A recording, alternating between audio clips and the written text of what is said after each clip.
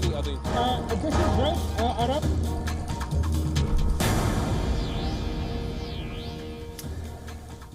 Hello there and welcome to WION Live broadcast from London. I'm Ollie Barrett, and coming up I'll bring you up to date with stories developing across the world. There is a lot going on. Let's start though with the headlines.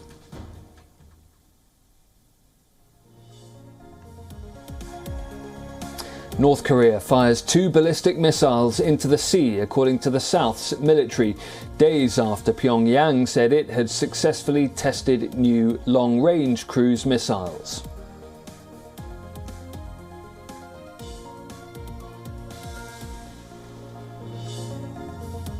Taiwan conducts anti-invasion drills amid tensions with China and lands fighter jets on a makeshift runway, simulating what it would do if air bases were damaged by enemy forces.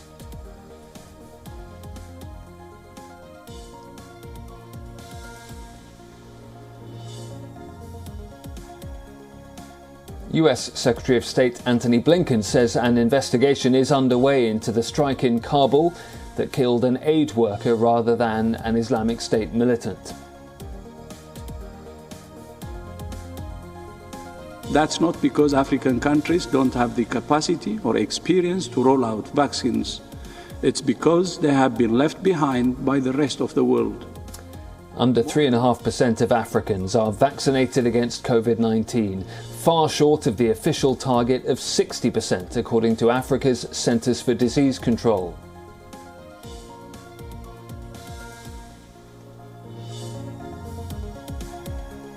The first all-civilian mission to space is set to launch from the Kennedy Space Center in Florida, with no professional astronauts on board, just 4 tourists.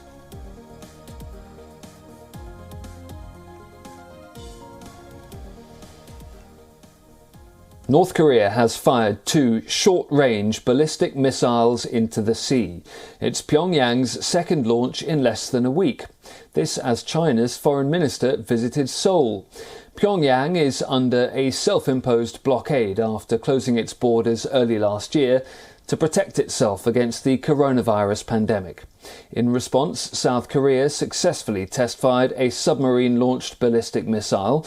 The missile was fired underwater from the newly commissioned submarine An Chang-ho and flew the planned distance before hitting its target. Before all of that news emerged, Chinese Foreign Minister Wang Yi said, and I'll quote him here, "All countries should help peace and stability on the Korean peninsula. For example," he went on, "not only the North but also other countries are engaging in military activities." Wang Yi said, "We all have to work together toward the resumption of dialogue." Now, North Korea is under international sanctions for its nuclear weapons and ballistic missile programs. It says it needs them to defend itself against a possible US invasion. The North's weapons programs appear to have made rapid progress under leader Kim, but the country has not carried out a nuclear test or an intercontinental ballistic missile launch since 2017. The short-range ballistic missiles fired during the latest launch flew about 800 kilometres at a maximum altitude of around 60 kilometres, according to media reports from the south. Japan's Prime Minister Yoshihide Suga was the first to condemn North Korea's missile test, calling it absolutely outrageous. 本年3月25日以来、約6ヶ月ぶりの弾道ミサイル発射は、我が国と地域の平和と安全に安全を脅かすものであり、言語道断です。国連安保理決議にも違反しており、厳重に抗議するとともに強く非難をします。WION correspondent Phoebe Amoroso has been tracking the developments and sent us this report from Tokyo.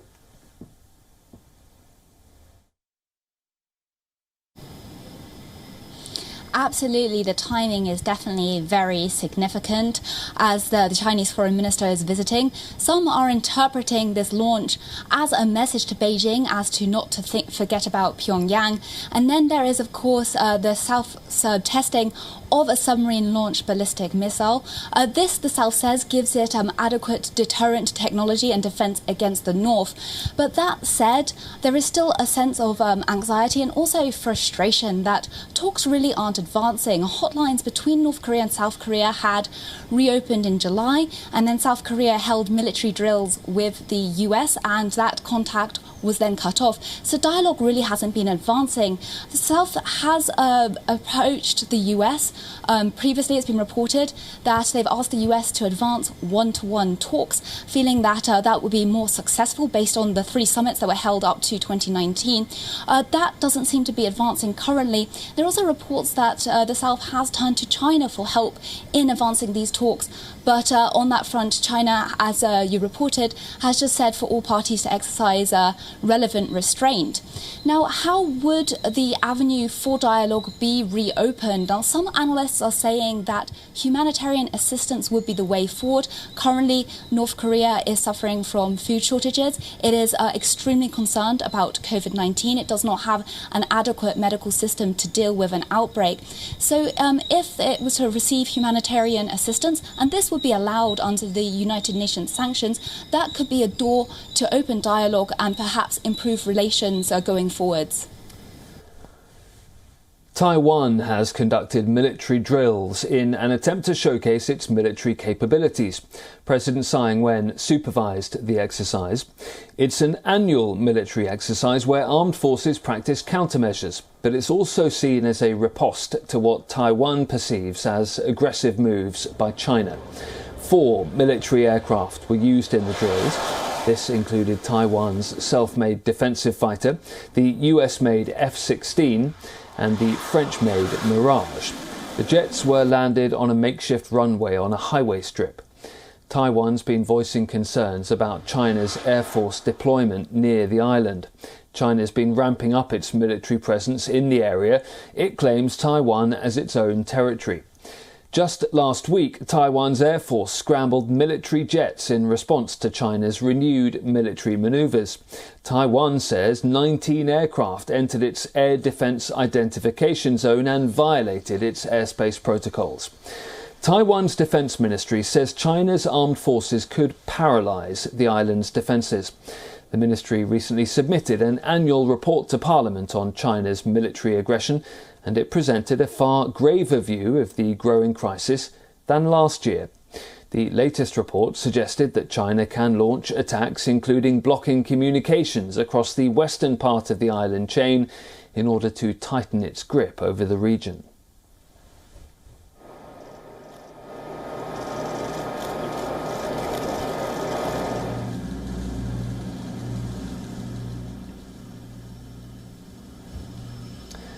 China's ambassador to London has been barred from Parliament in the British capital. The decision from the Speakers of the Houses of Commons and Lords comes after Beijing imposed sanctions against some British lawmakers.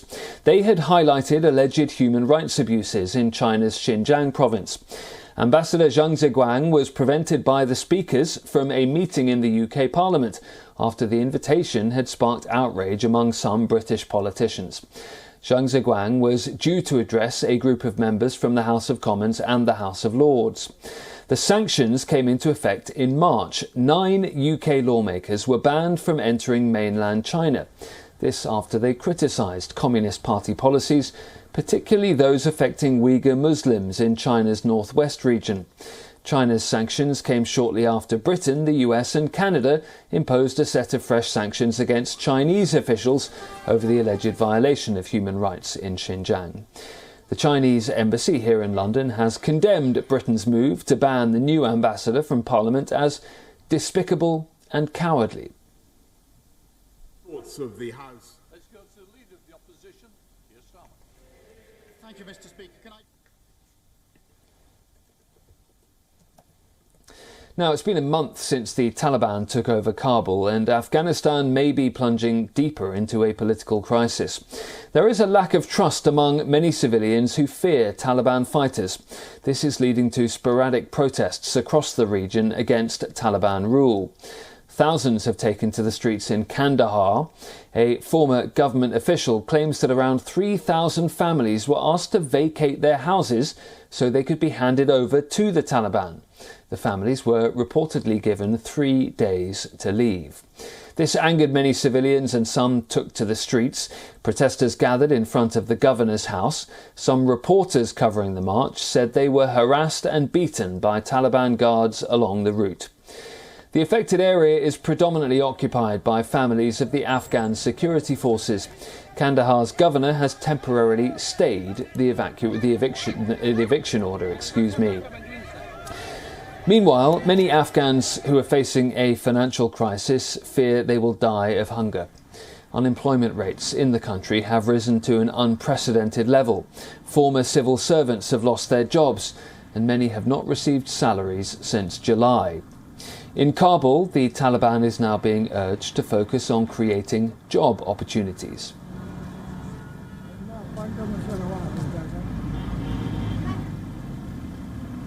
Every Afghan, kids, they are hungry. They don't have a single bag of flour. The government should take steps for creating jobs. Afghanistan's new sports minister says the Taliban will not ban any sports, from swimming to soccer and horse riding, but he's refused to clarify whether women in the country will be allowed to play even a single one of the 400 sports which will be permitted for men. Newly appointed Sports Minister Bashir Ahmad Rustamzai told reporters not to ask any more questions about women. He said he was still awaiting decrees from the top leadership. Rustamzai was the Wrestling Federation chief when the Taliban were last in power. He then worked with the Western-backed government before falling out with them because of widespread corruption. Last week, the deputy head of the Taliban's Cultural Commission said that it was not necessary for women to play sport. Rustamzai said that abiding by Islamic law meant there would be little change in practice compared to other countries. It would require, for example, football players or Muay Thai boxers to wear shorts a little bit longer and fall below the knee. But the Taliban are already under pressure over their policy on sport, especially when it comes to cricket. International regulations state that nations must have an active women's team to take part in cricket test matches. Afghanistan Cricket Board Chairman Azizullah Fazli says he is hopeful women will be allowed to play. Meanwhile, the first martial arts exhibition has taken place in Kabul. Muay Thai or Thai boxing is the national sport and cultural martial art of Thailand and very popular in Afghanistan. Bashir Rustamzai attended the event and encouraged young boys to make their country proud.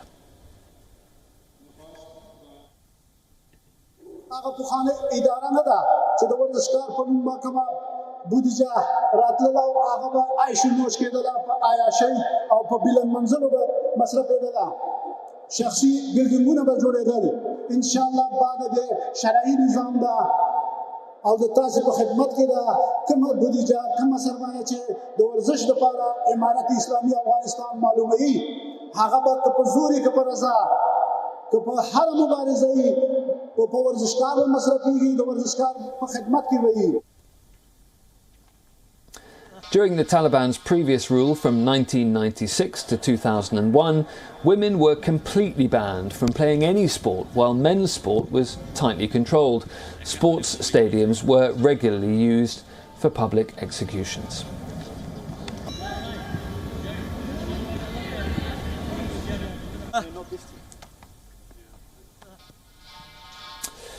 Nearly 2 months after the ex-Haiti Prime Minister's assassination, current Haitian Prime Minister Ariel Henry has replaced the chief public prosecutor. The prosecutor had been seeking charges against the Prime Minister as a suspect in the assassination of President Jovenel Moïse, plunging the country into fresh political crisis. Haiti's chief public prosecutor has asked the judge overseeing the investigation into the assassination of President Jovenel Moïse to charge Prime Minister Ariel Henry as a suspect and ordered migration services not to let him leave the country. Prosecutor Bedford Cloud, in a letter, said phone records showed Henry twice communicated with a key suspect in Moïse's killing on the night of the crime on July 7th. The suspect, a former Justice Ministry official whom Henry has publicly defended, is now on the run. In a letter to the country's migration services, Cloud said Henry should be forbidden from leaving the national territory by air, sea, or road due to serious presumption relative to the assassination of the president.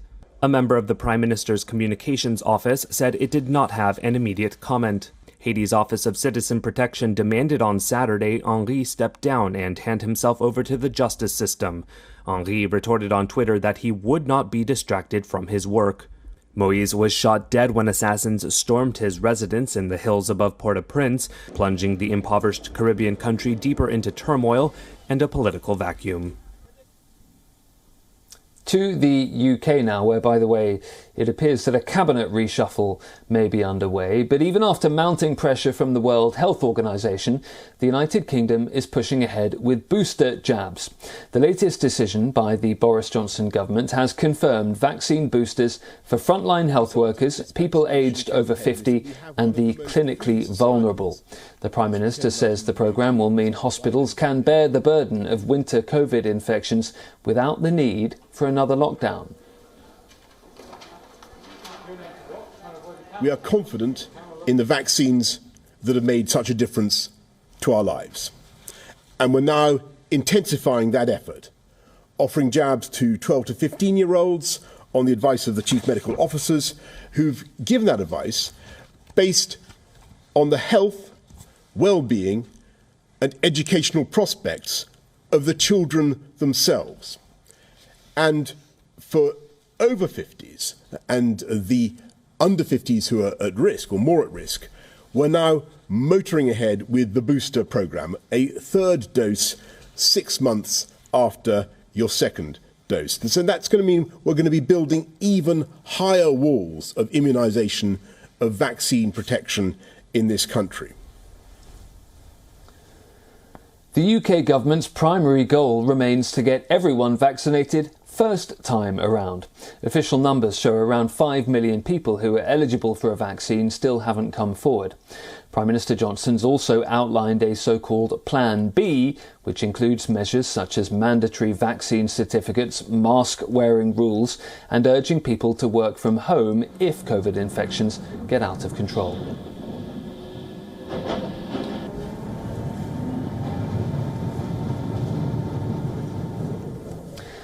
Now, WION's been reporting comprehensively on stories of uneven COVID vaccine distribution.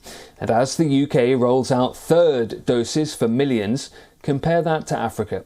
A continent of 1.3 billion people has a target of vaccinating at least 60% of the population. The reality, only 3.5% of the African continent is vaccinated so far. The WHO's Director General Tedros Ghebreyesus says the poor inoculation rate is not because the continent is not capable of a rollout, but because the world has failed Africa. So far, just 2 countries in Africa have reached the 40% target, the lowest of any region. As I said last week, that's not because African countries don't have the capacity or experience to roll out vaccines. It's because they have been left behind by the rest of the world. More than 5.7 billion doses have been administered globally, but only 2% of those have been administered in Africa. This leaves people at high risk of disease and death, exposed to a deadly virus against which many other people around the world enjoy protection. The World Health Organization and the African Union have been calling for vaccine equity. COVAX, the global program providing COVID-19 vaccines to poorer countries, has also fallen nearly 30% short of its previous goal of 2 billion shots this year. WHO Chief Tedros has called upon countries and manufacturers to share information on vaccine deliveries. He's also calling on countries to recognise all vaccines with the WHO's emergency use listing. That list includes Pfizer-BioNTech, AstraZeneca, Serum Institute of India, Janssen and Moderna.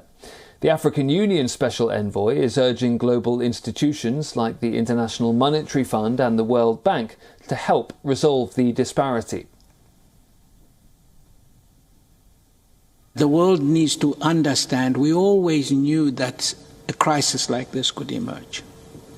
So we really urge those institutions such as the IMF and the World Bank to pick up the leadership on this issue and put in place a standby capacity, particularly for poor nations, to have access to vaccines. To Germany now, where the race is gathering speed to elect the new Chancellor of the country. Confectioners there are racing to finish up a special limited batch of sweets to bid goodbye to Chancellor Angela Merkel after 16 era-defining years. It's a special Merkel marzipan. The race to elect the Chancellor has begun. After 16 era-defining years, Chancellor Angela Merkel is set to step down. And for those sad over her imminent departure, the confectionery is offering a sweet souvenir. Merkel marzipan, a confection consisting mainly of sugar, flour and honey, fashioned to look like Angela Merkel herself. Believe it or not, these can last for up to 2 years, giving Merkel fans a chance to extend her reign by getting their hands on this special treat, at the cost of about $5. It's a souvenir for fans or non-fans of Angela Merkel who is standing down and who has completed her service. And so we hope that the one or other person will put her up somewhere at home. As the race to elect the successor goes on, marzipan makers here are racing to finish making the batch of this special 8-stage marzipan. A limited batch that could take up to 2 days to make. Mrs. Merkel is a special edition for us. We will be producing some 500 pieces. That's what we planned. We handmade a mold and that is then filled, unlike we are doing huge lines of designs. And then we make a smaller amount in our manufacturing department. So different to New Year's when we make the New Year piggy in much bigger quantities. This 8-man team of West German confectioners have been in business for 40 years. Employing their skills and even machinery to produce the Merkel marzipan, they came up with the idea about 8 months ago. A sweet side of one of the toughest women in power, quite literally. Bureau Report, WION, World is One. Looks delicious. And with that, we will call it a wrap on this edition of WION Live broadcast from London. I'm Ollie Barrett. Do join us again tomorrow at the same time for lots more stories that are developing around the world. For more global news and updates, keep watching WION. World is One.